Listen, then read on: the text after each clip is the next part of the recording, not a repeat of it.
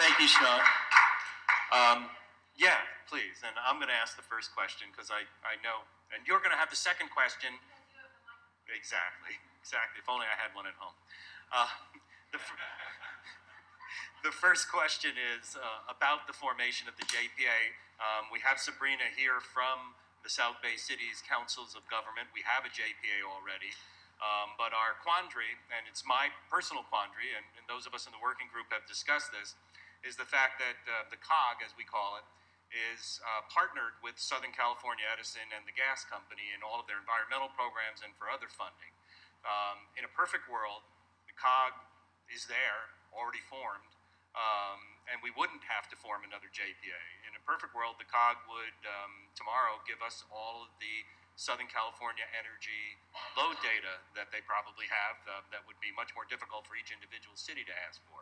So, long-winded question, but can you discuss the pros and cons of using an existing JPA versus forming a new one specifically for this purpose? Definitely can. So, interesting on the COG issue. And I do have a question for you. Is the COG an actual JPA? Who's the person that works for it? So it's structured just like the same way, okay. Because we had ABAG, which is our Northern California version of the COG, get interested, and then they, Association of Bay Area Governments, they ultimately ended up backing away from it because of their relationship with PG&E. So it got tricky again, it was less a functional issue than a political issue. And so they decided just to stay neutral on the issue. I would also say that if you do form a JPA, even though there is some upfront cost, you will have more autonomy over the kinds of programs, and it can really function as a small little business for the communities.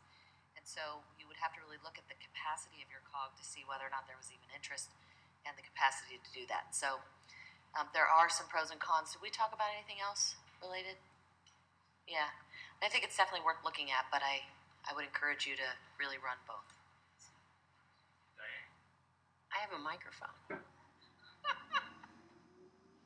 So my question is related to some recent legislation that was passed in our state legislature, authored by our Assembly member Al Marisucci, and it relates to the problem in the South Bay. All over this area, we have constant power outages that sometimes last for 8-9 hours. So the new legislation requires Edison to report those outages to the PUC, and it requires the PUC then to monitor these outages, and when they note that there are repeated outages in an area, require Edison to go in and fix the problem. So it establishes some accountability for electrical service. So the question I have is I'm assuming we're going to do this. Thank you, Joe, and Craig. So the question is, who reports those outages? Because it's still going to be on Edison's system. So does Edison then report it, or does our joint powers agreement report it to Edison? Great question. In general, so far, there is a quote-unquote separation of church and state. So power outages and anything having to do with the grid, the infrastructure of the transmission and distribution remains with the utility. That doesn't mean that the CCA couldn't report it, but the CCA is neither responsible for it nor it's a different side of the ledger. So you could report it, but ultimately it remains with the PUC and SCE. Does the fact that communities with the CCA, will that affect their response time? And does it jade their field? Right, that's a great question too. Yeah. Yeah, we had that worry. There was this big worry that when customers switched to MCE, that their lights would go off. And the fact is that has not been borne out to be true. There are all kinds of laws protecting against that. We just haven't seen that kind of behavior at all. And that would certainly be illegal if it did happen. Well, Joe, just to follow up on your other question, the SB COG is more actually, ABAG is more similar to SCAG. SCAG is Southern California Association of Governments.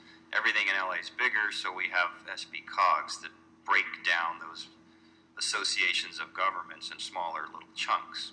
But SCAG really is the same as ABAG. It's just ABAG's a little smaller. The ultimate problem you would have, though, is each city has to ultimately approve the JPA agreement. And SBCOG would only work if all 15 cities were exactly in the South Bay clean energy. So, and we searched for a long time in Marin to figure out whether there was already a existing sort of joint powers organization. We looked at all kinds of, public agencies, special districts, and all kinds of things that were already out there. And at the end of the day, and even ABAG wouldn't, and ABAG should not have done it for the very same reason that SBCOG is completely intertwined with all kinds of grants from Southern California Edison, which they are now implementing all those grants. So the answer is, unfortunately, yes, we would have to form a separate JPA, and each city would have to adopt the Joint Powers Agreement. So, correct. But it would allow you to do what Marin did, which is bring a city like Richmond, which is actually in the East Bay, into their, without having to worry about what sort of JPA they're already in. Yeah, that's a good point, because ultimately you get greater flexibility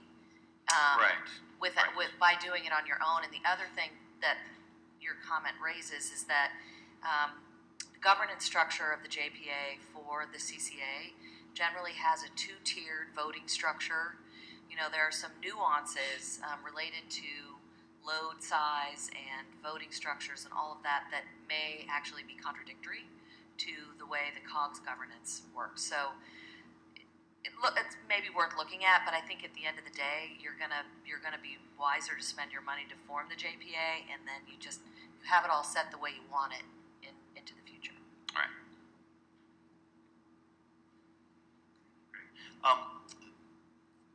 What's the relationship between, let's say, residential rooftop solar, folks who have that, and their financial selling back of their electricity with CCAs? As we know, right now, with the very restrictive feed-in tariff, you can be generating in peak hours substantial amounts of electricity, but really not getting any compensation from Southern California Edison. Is there something in the CCA that would provide incentive for, again, as you say, there are diminishing incentives for installation of solar, even at the residential level? I've heard that with the CCA, it could be quite lucrative, actually, if you've got rooftop. Right. So this is one of those examples where the CCA gets to set its own terms. That's a policy decision for your board to take up. In Marin, we actually have a better net energy metering program than PG&E. We did that purposely to incentivize rooftop solar. So we have a cash payout. So rather than just a credit on your bill and a cap on that credit that then ultimately goes away, there is no cap, and there is a cash payout, or you can use it as a credit. And there's also we also pay a little bit better, not a lot, but the retail rate is a little better. These are all things that your JPA and your board would determine. Hi, so could you talk a little bit about the startup cost and what's involved in implementing this CCA, and then those costs, I assume, would be borne by the JPA. So the cities that are in that, what monies did they use? A general fund? Is it bond funds? Is it? I just don't know. So yes, so far the cities in Marin and also in Sonoma, the cities have not had to come up with any startup funding. In Marin, we had funding from the Bay Area Air Quality Management District. There was some early funding from California Energy Commission and the Water Agency. In Sonoma, it was the Water Agency that fronted the whole tab. And so really, for the cities, the only task that was asked was that, somebody participate in a steering committee, to have a representative there to follow the process, ultimately to serve on the board, and also to pass the ordinance to get it going. But other than that, there's been no hard cost impact on the local government cities at all. Alameda County pays for their their feasibility study and the other startup costs, no charges to the cities? Correct. They're not charging the cities. What will happen is they've already set up an internal chart of accounts, so they're already tracking our time, their time. You know, if they hire other consultants, all of that goes into a chart of accounts. Ultimately, you'll end up with a tab at the end of the process. That tab is presented to the JPA. The JPA then goes out and refinances its whole package, pays off the sponsoring entity, and it's then baked into the overall debt service of the organization. Each city has to do a couple things. The first thing it has to do is that it has to authorize the release of its load data. So unfortunately, you can't go to South Bay Cog and use their data. There is very specific language that requires each city to authorize, for the express purpose of CCA, the use of that load data. Okay, that's first. You can do that through a resolution, or you can do that through a letter from your city manager or your mayor. Then the second thing we recommend, not required, is that you participate in the process. You serve on a steering committee, you commit to educate your community, you know, you hold workshops, public hearings, all the things that we do as elected officials that are the right thing to do. Then the next thing you have to do is to pass an ordinance, or not, to join that JPA program. After that, things pretty much shift to the JPA itself. It really becomes a self-fulfilling agency, a self-running agency. It gets out of the realm of politics and policy and really becomes a business. And then you're just a member, and I assume that one of your council members would serve on the board, or a member of your staff would serve on the board. That's really about it. I had a question about how these surpluses are redistributed into the communities. You mentioned one mechanism in Lancaster where it went into the general funds. How is that done? Are these restricted funds? Obviously, it's not controlled by the city because you've got another entity involved here. So what are some of the mechanisms that are used to reinvest back into cities? So let me be clear that Lancaster has not launched yet, and they are exercising their option to structure their program as an enterprise fund that gives them the option to use excess funds to flow back into the general fund. The other two organizations that have formed did not form under that structure, and as a policy matter have created a firewall so that there's really no commingling. There's no reimbursement back into the general funds. In general, I think that's probably a better way to go because you're not, again, sort of commingling. There's a perception issue as much as anything. But so, the board of directors of the Joint Powers Agency. So, however, well, keep in mind that when we're talking about Lancaster, it's a one city correct. No, program. I get the model for Lancaster. I'm saying the other mechanisms that are used and who makes the decision in terms of how that money is reinvested. Yep, the board of directors of that Joint Powers Agency. And they basically would tell the city, this is the way you will spend it. Not the cities, because remember that the cities are members, but the cities don't have any financial investment, nor do they have any financial recourse. So the agency itself becomes a self-funding entity. The city is a member, so the city has a vote in how that agency's funds are spent and allocated, but it's not up to the cities, up to the individual city to determine. It's really the overall. Can you give me an example of how money has been in other situations that are set up? Okay, so I can only speak to MCE because that's where I come from. So when MCE launched its early EV charging station program, or we had a program with the state of California, energy efficiency stuff, all of those sorts of expenditures and partnerships had to come before the board. I was on the board at the time, for us to ratify and approve. We didn't approve all of those expenditures.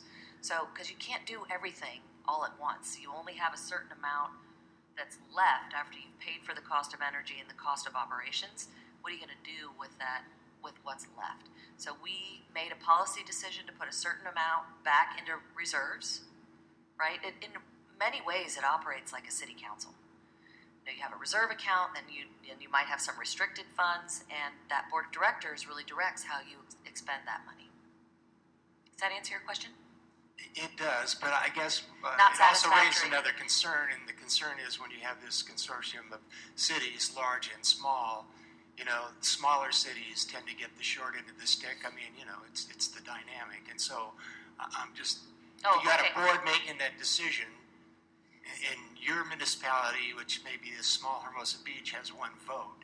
So here's how that has played out. So far, the voting structure for all 3 CCAs will be a 2-tiered voting structure.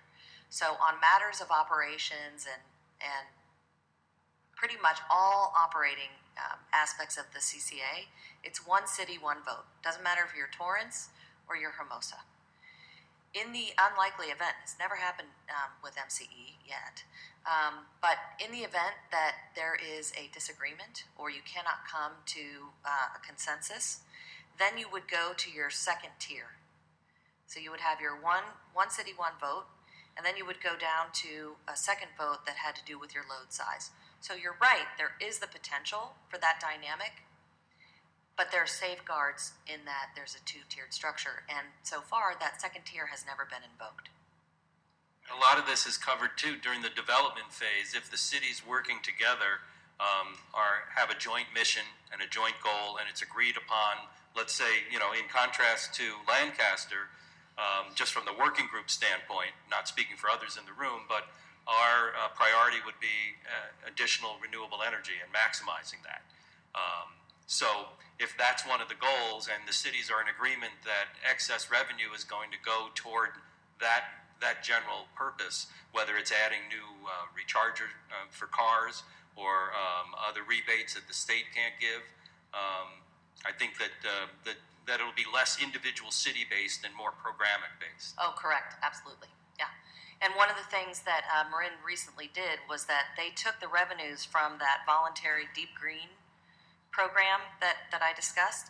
They took that and they set aside, it's a special reserve fund that helps pay for pre-development costs and interconnection costs of our local power projects. So they've set it aside and are saving it up to be able to help write down the costs of those local programs. That's the kind of thing. Hi, I have 2 questions. First one is, how do you and perhaps Sonoma define local for local renewable? And the second question is, from a customer's perspective, I opt out, then do I opt back in? How long before I can opt out? Yeah. Great questions. When Marin first launched, we had that local discussion, and ultimately, it may have changed since back in 2010 when I was the vice chair. We defined local as within 200 miles of Marin County. And that's a very pragmatic choice on our part because we live in an expensive place. Land is at a premium. Nobody really is too interested in windmills on Mount Tam. As much as people espouse it, they don't want to see it and they don't want to hear it. So it was unrealistic for us to say that all of our things had to be in county. Our feed-in tariff program, which is 1 megawatt and below, those are small projects, those all have to be within our county borders. And I believe Sonoma did the same thing.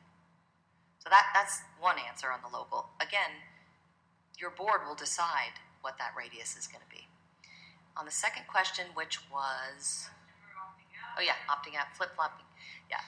So at first, when MCE launched, if a customer opted out, they had to remain with PG&E service for 3 years, which we thought was totally unfair because we don't have that on the other end. We don't have that flexibility. It got reduced down to 1 year. So I believe that would be the same for Southern California Edison. I imagine that that's a uniform requirement. It's a regulatory issue. Hi. I'm still learning about this process, so forgive my very fundamental questions. No worries. But first of all, I suppose the purpose of the feasibility study, among other things, is to determine how much power, or the question is, how does one determine how does CCA know how much power to purchase for the JPA? And also, I'm trying to picture from the residents' point of view, is a pool of like X number of kilowatts allocated per customer, is that it? And they use from that pool, and then, I don't understand how it works in terms of getting down to the Good question, and residents. as best I can answer this in plain English, what happens, that is precisely why you pull your load data, right? And why it has to be recent load data. So when the city's authorized, and by the way, you would do that under one request, not 5, not 10, because you save money. So whoever the sponsoring agency is, the cities can come together and submit it as one request. Instead of being 25 grand, it's 2,500. Little tip. But that's precisely what it's for, is to look at historical usage to size your program. But the reality is that you don't actually know until you know exactly what cities are joining, you know, really what you're at. And so when you go to market and you procure power, that's when you negotiate with your supplier and they help you size that product properly. You'll also note that almost every city has phased their program. So you start with a chunk and then you build it out. But from the residents, individual homeowners' perspective, they don't have to worry about how much they grab from that pool. No, it's just the or same. if they have solar panels, of course, they want to reduce their consumption and so forth. Yep, nope. We call it the biggest change you'll never notice, because as a customer, you don't notice any change at all because everything's still coming through SoCal Edison. And you said that should someone decide to put solar panels on after being part of the program, they will benefit from net metering Yep. as usual. The way As usual and or better, depending on what your CCA decides to do with net metering. Hi, I'm just curious. How large is the staff or the dollar amount of the administration of MCE and the number of people in the office? Great question. I'm happy to send you a link to their financial report, by the way, which you can share. MCE started with 2 people. Crazy. They were county staff, and the county said, we'll put you on loan, 60%. And so it was Dawn Wise, who is MCE's current director, Jamie Tuckey, and there was an intern. So they ran the ball for that whole first couple of years. Incredible. Over time, they've now been taking many of the outsourced functions. As we've gotten better and better, you bring them in-house. So I think MCE now has like 19 staff members, but the amount of external contracts has gone down. Sonoma Clean Power has a lot less, but they'll get there. So what is the annual budget to administer it? Yeah, so the annual operating budget for MCE currently is $120 million. It's 5%. So 5% of that $120 million goes to support the administrative function of the organization. So that's like $6 million. Something like that, yeah. I'm happy to send, don't take my word for it, I'll send you the link to their audited financials and you can see. Hi, Shawn. Robert Fortunato, owner builder of the Green Idea House. We actually spoke together at 100% Renewables last year. How are you? Yeah, great to see you. Great to see you. Thanks so much for coming down. Really appreciate that.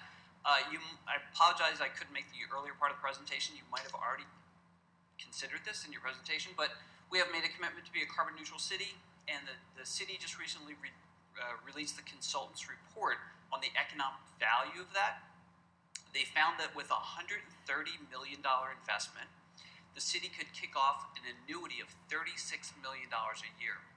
So as you can see, in 4 years, it would be completely paid off, and the infrastructure would last for over 40 years.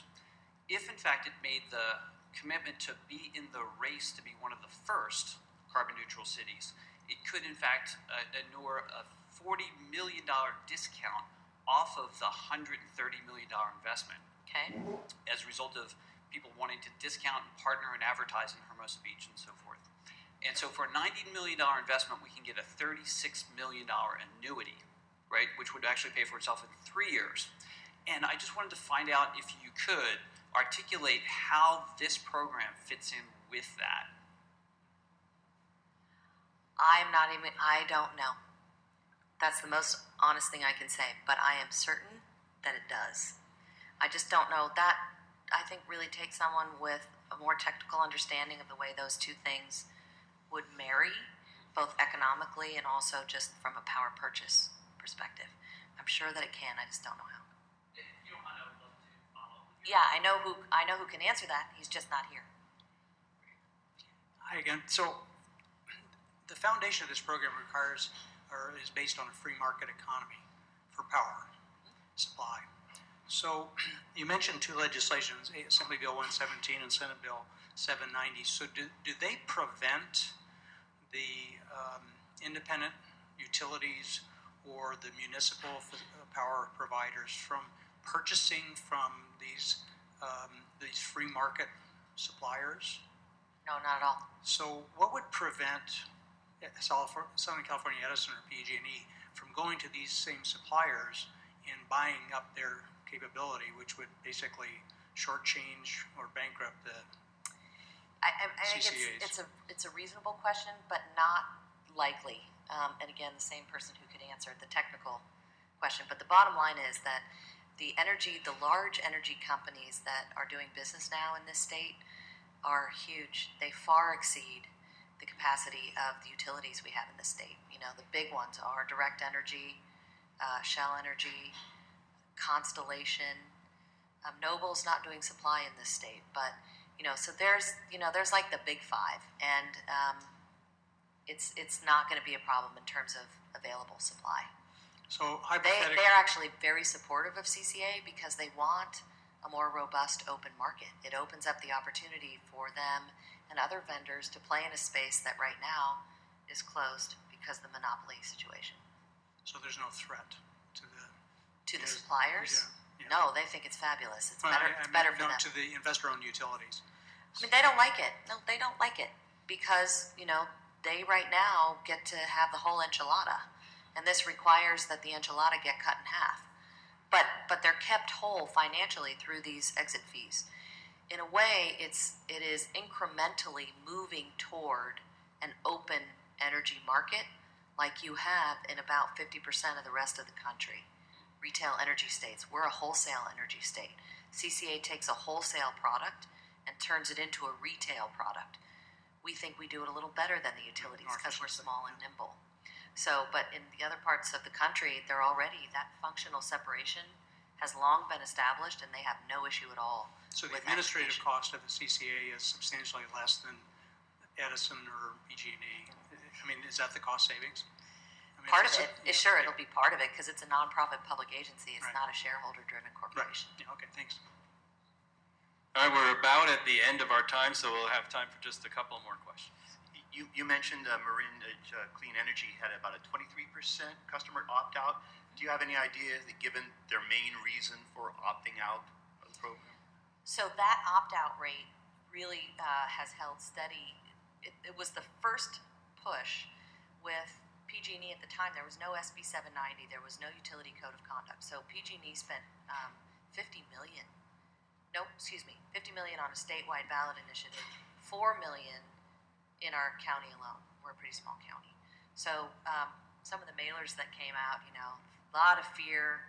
Oh my God, this is a scheme. The grand jury came out with a report that said this is terrible. The elected officials are too dumb to be able to do this.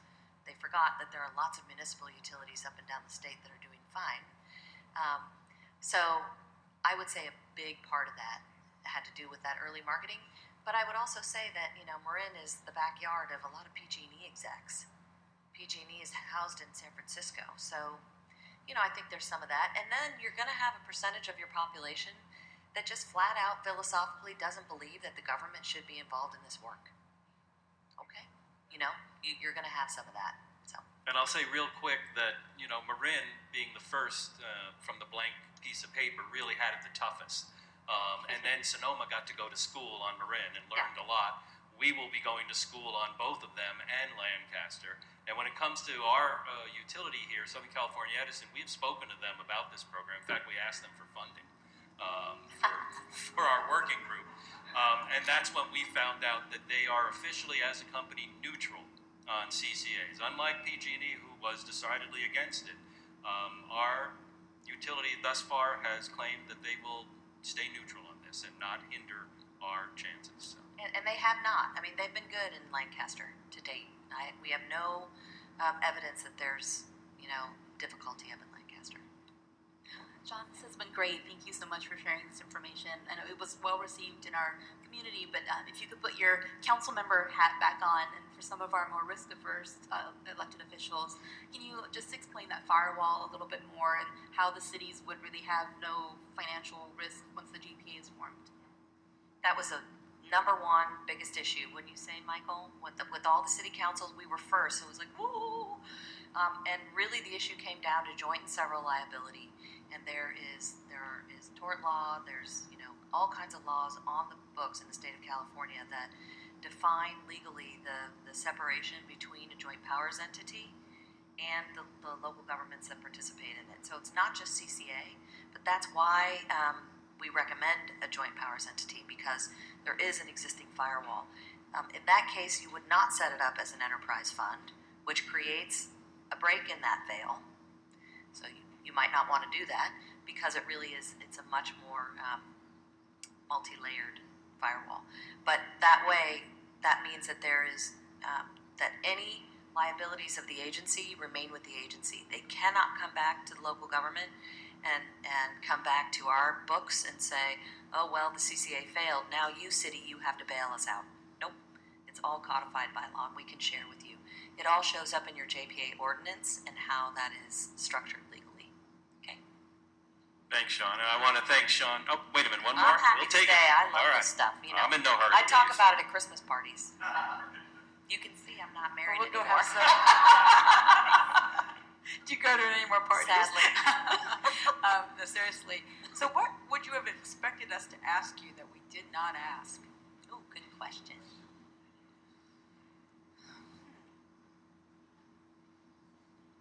I'm not sure I can answer that because your questions were really good. So I would have expected somebody to say, well, how do you know that the power that's coming out of my heater vent is the power that we purchase? We get that one a lot. I think we answered that in terms of just the pool of power. You did ask the good question, joint and several liability on the JPA. She's struggling because there aren't any real downsides to this program. Not so far. That initial $2 million-ish startup money, what does that go to? I had the Lancaster slide. It goes basically into a couple different buckets. The first of which is technical work. So all that expertise you need to have to size your program and all that. It goes into marketing. It goes into legal. There are a number of consultant fees. Consultant fees, yes. And I have the Alameda County staff report that breaks down very specifically what that money's being spent for. And I'll send that staff report along with the presentations and the other Marin information to everybody that's here. Yeah. And internal staff. So it's staff, marketing, legal, technical. And all, so you've got an implementation plan, service agreements, you have RFPs for power contracts, you want to set up your JPA. So there's all kinds of moving parts, and that's what all that pays for. Good to see you. Quick question. I might have missed it on the slide, but your experience with the MCE, I'm going to assume most of your customers go light green because of the pocketbook, but how many of your customers actually go with dark green or salt green? Yeah, great question. See, now they're all good. So that's, when you launch, the customers that, when you switch the customers over, those customers will go to whatever you determine to be your default product, right? So in Marin, it's our light green. In Sonoma, it's a 33%. They call it Clean Start program. In Marin, let's see, we started with, I think, only about 5% of the population choosing to opt up into that deep green product. I think that's grown a little bit, but not a lot. And I think this is actually illustrative because you'll have people say, well, we don't like the opt-out nature of this program. We don't think that's fair, blah, blah, blah. Well, what's been proven to be true, and this is not just here, it's all over the country, no matter how great a program is if it requires a consumer to pick up the phone or do something on the internet, they're just too busy. They don't care enough about this stuff. So you can't get to market scale without it being an opt-out program. And you even see that with the voluntary opt-out. So it's about 5% in Marin? I think it might be more like 7 now. Okay. Yeah, I'll find out for you though. And one thing, I just, when it comes to opt-in, opt-out, one of the ways that we were successful defeating that bill in Sacramento was to remind everyone there that not a single one of us had opted into SCE. Right.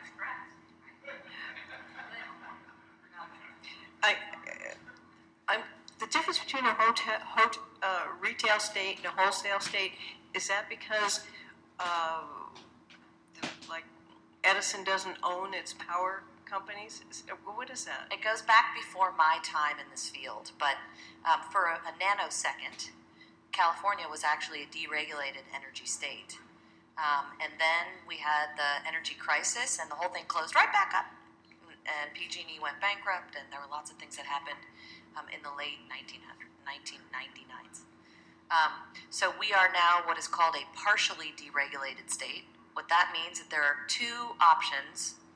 One is CCA, and the other is direct access. Those are the only opportunities that we have in this state to go to the wholesale market and buy power at our discretion without having to go through the utility. I'm not sure that answers your question, but if you have a follow-up, feel free. Okay, I want to thank everybody for coming. I know that this was about the most exciting thing you could do on a Tuesday afternoon. And many of you have council meetings tonight, so we really appreciate the time. And what's next?